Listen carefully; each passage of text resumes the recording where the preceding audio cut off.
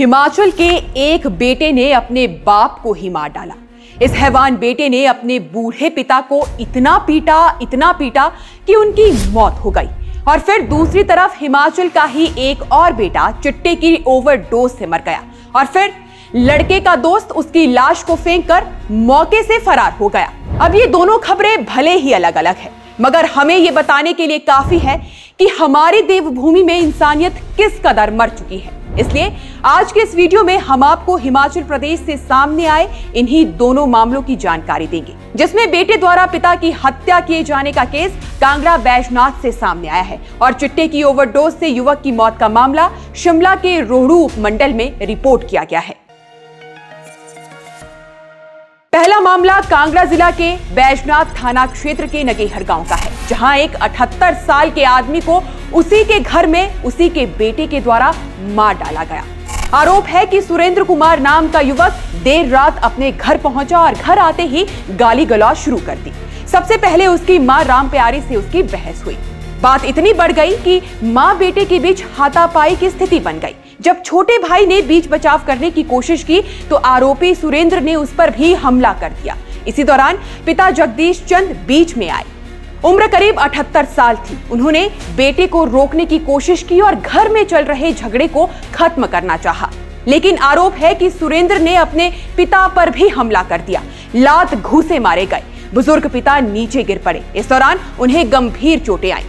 परिवार के लोग उन्हें तुरंत सिविल अस्पताल बैजनाथ लेकर पहुंचे, लेकिन डॉक्टरों ने उन्हें मृत घोषित कर दिया। इस मामले में पुलिस ने मृतक की पत्नी राम प्यारी की शिकायत पर आरोपी बेटे को गिरफ्तार कर लिया है। पुलिस का कहना है कि मामला दर्ज कर लिया गया है और आरोपी से पूछताछ की जा रही है। यहाँ ध्यान देने वाली बात यह है कि इस पूरे घटनाक्रम में कोई बाहरी व्यक्ति शामिल नहीं था। ये घटना घर के अंदर हुई। आरोपी बेटा, माँ, भाई और पिता सभी एक ही परिवार के सदस्य थे। यानी ये हत्या किसी दुश्मनी या साजिश की नहीं, बल्कि घरेलू हिंसा का मामला है जो जानलेवा साबित हुआ। अब सवाल ये है कि एक बेटा अपने ही पिता पर इस कदर कैसे टूट पड़ा कि उसकी मौत हो गई। क्या गुस्से पर नियंत्रण खत्म हो चुका है या फिर ये घरेलू हिंसा का वो स्तर है जिसे अक्सर नजरअंदाज कर दिया जाता है। इसके बाद अब बात करते हैं दूसरे मामले की, जो शिमला जिला के रोहड़ू उपमंडल से सामने आया है। ये मामला सिर्फ नशे से मौत का नहीं है, बल्कि मौत के बाद किए गए कृत्य को लेकर ज्यादा गंभीर बन जाता है। देनवाड़ी गांव का रहने वाला मुकेश चौहान उम्र 22 साल 22 जनवरी को अपने दोस्त रोहित राठौर के पास गया था। रोहित डोडरा क्वार क्षेत्र का रहने वाला है और संदासू रोड पर उसका घर है। दोनों उसी घर में रुके थे। पुलिस और परिजनों के अनुसार उसी घर में नशे का सेवन किया गया। आशंका है कि चिट्टे यानी हेरोइन के ओवरडोज से मुकेश की मौत हो गई। अगली सुबह जब मुकेश नहीं जागा तब ये साफ हो गया कि उसकी मौत हो चुकी है, लेकिन यहीं पर मामला सामान्य नहीं रहा। आरोप है कि इसके बाद भी ना तो पुलिस को सूचना दी गई और ना ही मुकेश के परिवार को। इसके बजाय रोहित राठौर ने मुकेश के शव को अपनी गाड़ी में रखा और अपने घर से करीब 9 किलोमीटर दूर धमवाड़ी क्षेत्र में ले जाकर सड़क किनारे छोड़ दिया। ध्यान दीजिए, शव को अस्पताल नहीं ले जाया गया, पुलिस को फोन नहीं किया गया, परिवार को नहीं बताया गया, सीधे शव को ठिकाने लगाने की कोशिश की गई। इस बीच मुकेश के परिजन उसे 3 दिन तक लापता मानकर तलाश करते रहे। परिवार को यह नहीं पता था कि उनका बेटा अब जीवित ही नहीं है। 3 दिन बाद जब शव बरामद हुआ तब पूरी घटना सामने आई।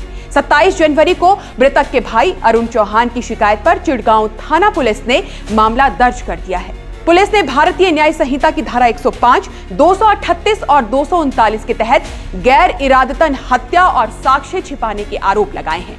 अब इस केस में सबसे बड़ा सवाल यह है कि अगर मौत ओवरडोज से हुई थी तो फिर शव को फेंकने की जरूरत ही क्यों पड़ी? क्या आरोपी को किसी नेटवर्क का डर था? क्या ये सिर्फ घबराहट थी या फिर जानबूझकर सबूत मिटाने की कोशिश? पुलिस का कहना है कि पूरे घटनाक्रम की जांच हो रही है। पोस्टमार्टम रिपोर्ट और अन्य साक्ष्य के आधार पर आगे की कार्रवाई की जाएगी। अब अगर इन दोनों मामले को एक साथ देखें तो तस्वीर साफ होती है।